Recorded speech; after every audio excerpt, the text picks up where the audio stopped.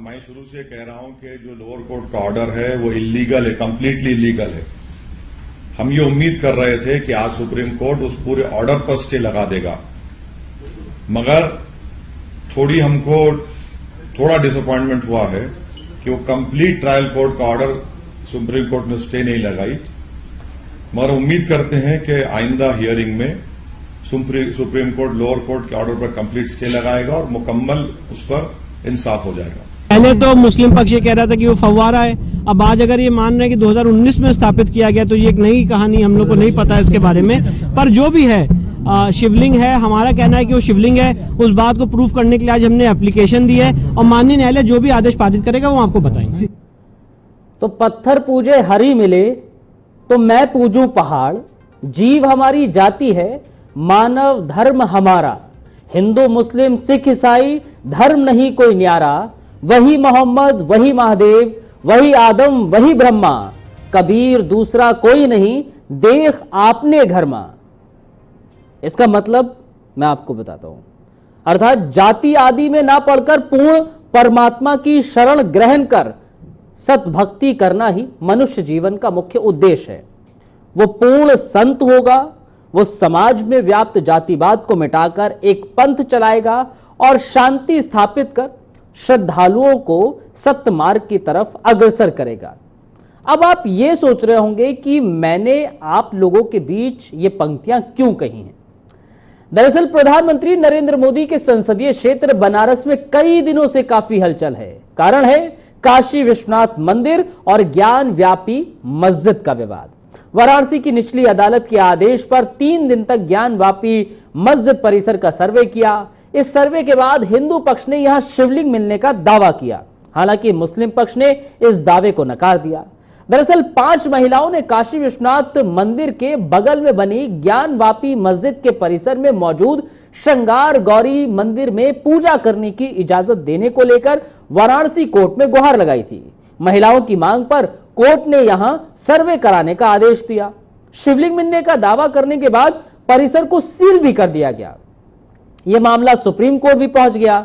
ज्ञान व्यापी को लेकर हिंदू और मुस्लिम पक्ष अपने अपने दावे कर रहे हैं, जिसको लेकर कोर्ट में लड़ाई जारी है। लेकिन बात अगर मान्यताओं की करें तो ज्ञान व्यापी को वो जगह है, ज्ञान व्यापी वो जगह है जहां भगवान विश्वेश्वर यानी कि काशी विश्वनाथ का स्वयंभू ज्योतिर्लिंग है और खुद इस स्वयंभू ज्योतिर्लिंग का भगवान शंकर ने यहां जल अभिषेक किया था।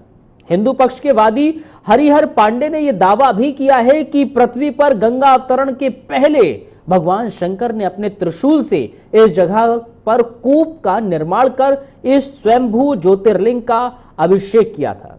उसके बाद भगवान शंकर ने इसी कूप के करीब बैठकर मां पार्वती को ज्ञान दिया, इसलिए उस जगह का नाम ज्ञान वापी पड़ा। हरिहर पांडे ने यह दावा किया कि सनातन धर्म के कई धार्मिक पुस्तकों में इस बात का उल्लेख भी है, लेकिन मुस्लिम पक्ष के पास कोई प्रमाण नहीं है कि वो मस्जिद है। इसलिए हम चाहते हैं कि उस जगह का पुरातात्विक सर्वेक्षण हो जिससे सच सामने आ जाए। तो वाराणसी कोर्ट ने इस मामले में अप्रैल 2021 में यह आदेश भी दे दिया, लेकिन मस्जिद कमेटी से जुड़े पक्षकारों ने इस फैसले के खिलाफ हाई कोर्ट का दरवाजा खटखटाया और कोर्ट ने पुरातत्व सर्वेक्षण के आदेश पर रोक लगा दी। इन सब के बीच एक कानून का जिक्र, इस विवाद ने उस कानून का जिक्र बहुत ज्यादा कर दिया है और कानून है the places of worship act. अब ये आखिर एक्ट है क्या, आखिर क्या है ये कानून और क्यों शिवलिंग मिलने के बाद भी मंदिर बनने के रास्ते में ये अड़ंगा लगा सकता है, अब वो जरा जानिए। दरअसल the places of worship act के तहत देश में 15 अगस्त 1947 के बाद किसी भी धार्मिक और पूजा स्थल को किसी दूसरे धर्म की उपासना स्थल में नहीं बदला जा सकता, यानी कि उसका रिलीजियस नेचर नहीं बदला जा सकता है। अगर कोई ऐसा करता है तो उसे जेल भी भेजा जा सकता है। कुल मिलाकर इस एक्ट में यह कहा गया है कि आजादी के वक्त जो धार्मिक स्थल जिस स्थिति में था वैसा ही रहेगा। यह एक्ट 11 जुलाई 1991 को लागू किया गया था। तो क्या काशी मथुरा पर यह एक्ट काम नहीं करेगा? अब वो भी समझिए। The places of worship act 1991 की धारा 4(1) में यह कहा गया है कि कोई भी धार्मिक स्थल जो 15 अगस्त 1947 को जिस स्थिति में था, जिस समुदाय का था, वो भविष्य में वैसा और उसी समुदाय का रहेगा। हालांकि कानूनी विशेषज्ञों का कहना है कि इस कानून के सेक्शन 4 का जो सब सेक्शन 3 है वो ये कहता है कि जो प्राचीन और ऐतिहासिक जगह 100 साल से ज्यादा पुरानी है उन पर यह कानून लागू नहीं होगा। तो यह कानून किसने लागू किया यह समझिए। The places of worship act 1991 में कांग्रेस की नरसिम्हा राव सरकार इसको लाई थी। तब बीजेपी ने इस कानून का विरोध भी किया था। हालांकि विरोध के बाद भी यह एक्ट पास हो गया था। एडवोकेट अश्वनी उपाध्याय ने इस एक्ट को सुप्रीम कोर्ट में चुनौती भी दी है।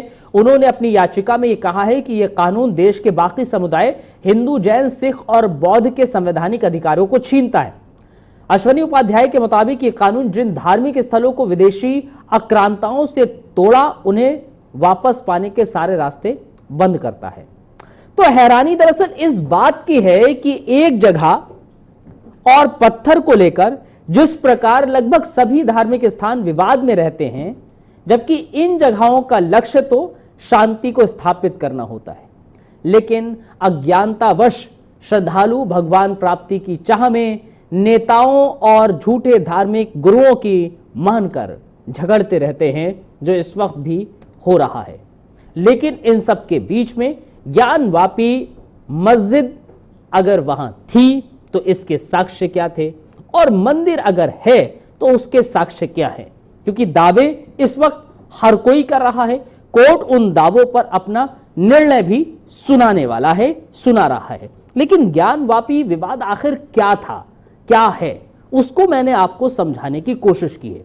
और इसमें एक एक्ट का जो जिक्र हो रहा है, उस एक्ट के बारे में भी मैंने आपको समझाने की कोशिश की है इस वीडियो के जरिए।